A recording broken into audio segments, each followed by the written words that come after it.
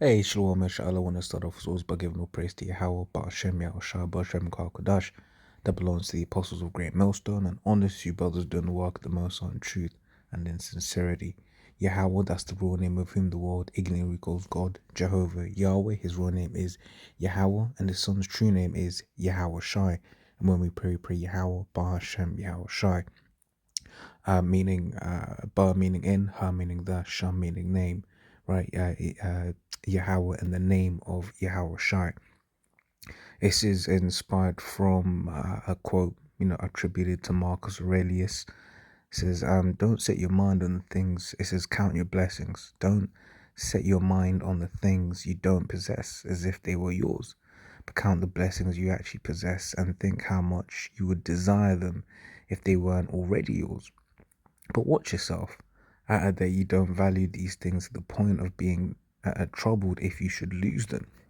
And this is it's actually quite a deep statement because it touches on different things. It's, I haven't got something, hey, be content, right? The things that you have, right? If you do have something, don't love it too much. You think, even on that, as men, one of the things that comes, that fits both of all three of those points, just, is for, like I said, we're all men here, right? So that's one of them things is women, right?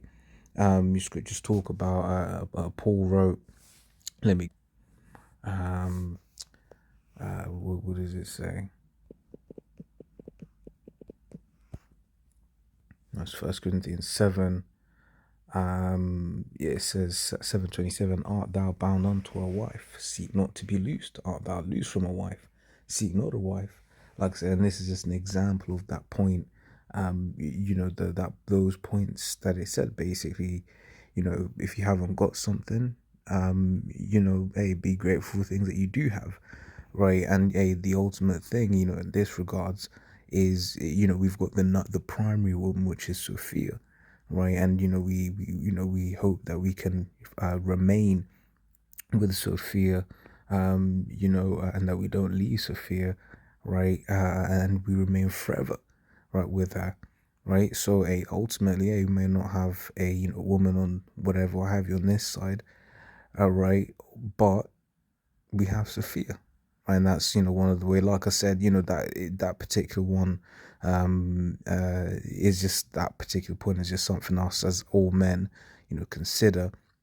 Right, but really, I was just really when I was putting the lesson together, when I was, looking for the scriptures, found, site with a couple scriptures on gratitude and everything, filtered out, some decent ones, right? Wasn't really thinking on this vein, but just as because we're men, once again, this is something that we consider, right? But then also, that last point of if you do have something, don't love it so much, that it comes to your destruction. Now, this is Matthew 10, and I'm going to start from 34. Think not that I am come to send peace on earth. I came not to send peace but a sword, for I'm come to set a man at variance, which that word basically means. Variance means a difference, right? Division, rather, right? Against his father, and the daughter against her mother, and the daughter-in-law against her mother-in-law.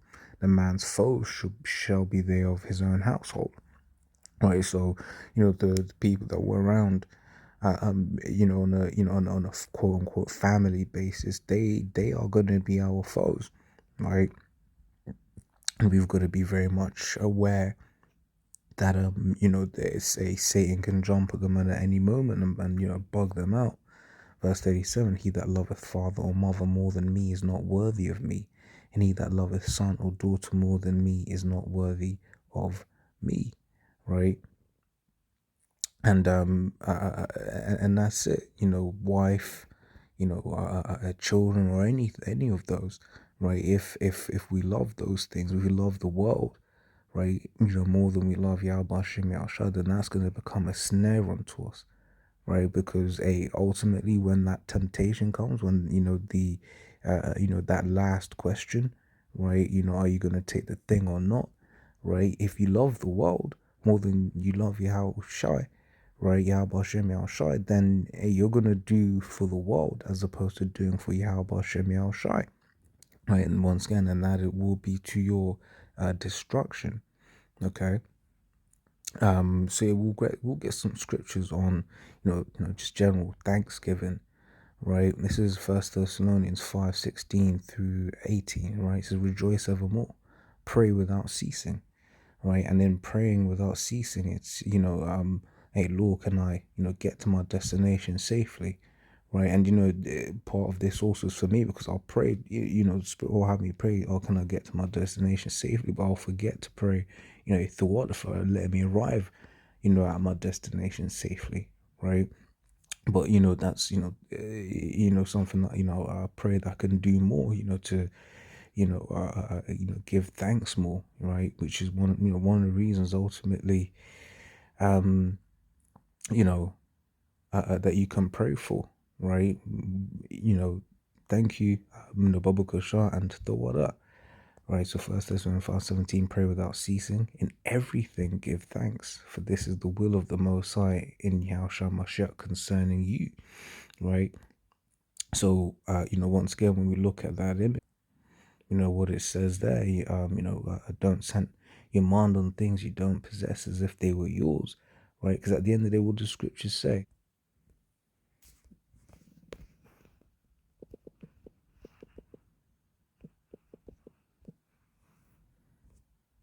This is John 3:27. John answered and said, "A man can receive nothing except to be given him from heaven."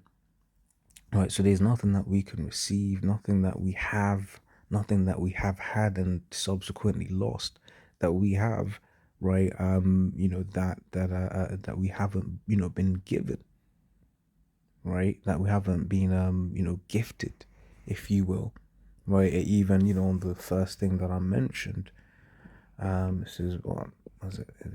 Is it this?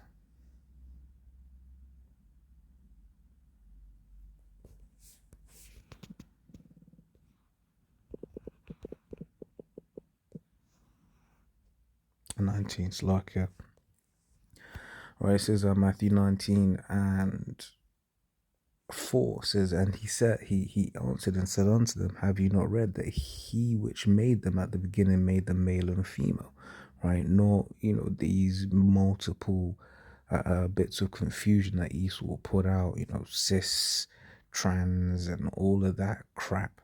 Okay, male and female made he them. Verse 5, and said, for this cause shall a man leave father and mother, and shall cleave to his wife, and they twain two shall be one flesh, right? Wherefore they're no more twain, but one flesh, right? What therefore the Most High hath joined together, let no man put asunder, right? So when we deal with women, it's the Most High that has coupled us with that particular woman, your wife, whatever, what have you. Okay, well, any woman ultimately, it was the Most High that did that. Okay, which is also why, so that whole concept of adultery is so wicked, right? Because there it is, the Most High, join two people together, and then that individual goes up in there, and then does that wickedness, right? Defiles that,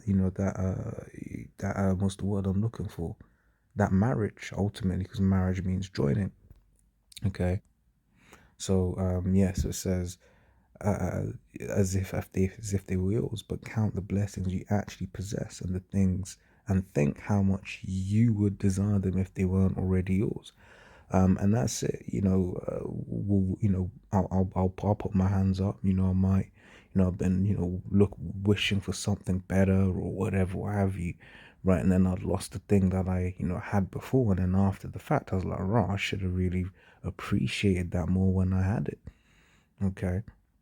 And like sometimes, I catch myself and I'm like, hey Lord, you be moaning or whatever, and it's like, hey Lord, let it not, come across as if I'm being ungrateful, you know, because at the end of the day, the Lord could have had us without the things that we had. Okay, now of course, we're gonna catch hell, right? But hey, guess what? We're gonna give thanks for the hell too, and that's scriptural. This is Job 2 and 10. It says, but he said unto her, thou speakest as one of the foolish women speaketh. What? Shall we receive good at the hand of the Most High, and shall we not receive evil? In all this did not Job sin with his lips, right? So, and when Job was making this statement, he was making a good statement. Shall we receive good at the Most High and not receive evil? Because at the end of the day, right, we're in this place to serve a punishment, right? It's in Marcus 7 and 9. It says, I will bear the indignation of Yahweh because I have sinned against him, until he plead my cause and execute judgment for me. He will bring me forth to light, and I shall behold his righteousness. Right? So yeah, continue on. Yes, we read that in First Thessalonians. To Philippians 4 and 6, be careful for nothing, but in everything by prayer and supplication with thanksgiving, let your request be made known unto the Most High. Once again, thanksgiving. Right, First Chronicles 16 and 34. Oh, give thanks unto Yahweh, for he is good, for his mercy endureth forever. Plain and simple. Colossians 3:17, for whatsoever ye do in word or deed, right, do all in the name of the Lord Yahushua, giving thanks to the Most High and the Father by him. Right, so in everything we must give thanks. Like I said, Yahweh Yahushua, I can implement that more in my life. Right, giving thanks for the things I have, things that I don't have, things that have been taken away from me. Right, because at the end of the day, I don't know why the Lord took certain things away, right? I don't know why I'm not in certain positions anymore, right? Yes, we read all of that, read all of these. It looks like, yeah. So yeah, this one's just been like I said, inspired from this this thing here. And I actually haven't read the bottom bit, because obviously the quote, I don't know if that's that person's commentary, which was, yeah, because the top quote is what Marcus Aurelius had in that bottom bit. Is someone else quote, says, we regularly covet what other people have, we desperately try to keep up with the Joneses, all the while the Joneses miserable trying to keep up with us.